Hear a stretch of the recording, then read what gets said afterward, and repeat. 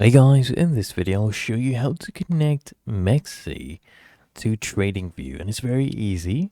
So as you can see, I'm actually already logged in, and all you need to actually do, you'll see all of these options right here.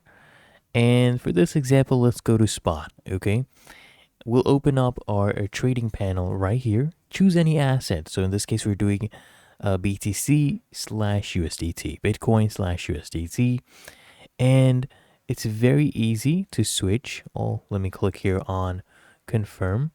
You basically need to click just one button right here. So this is the original, and you don't even need to log into TradingView, okay? Just click here on TradingView because it's already connected. It's already integrated into MEXC.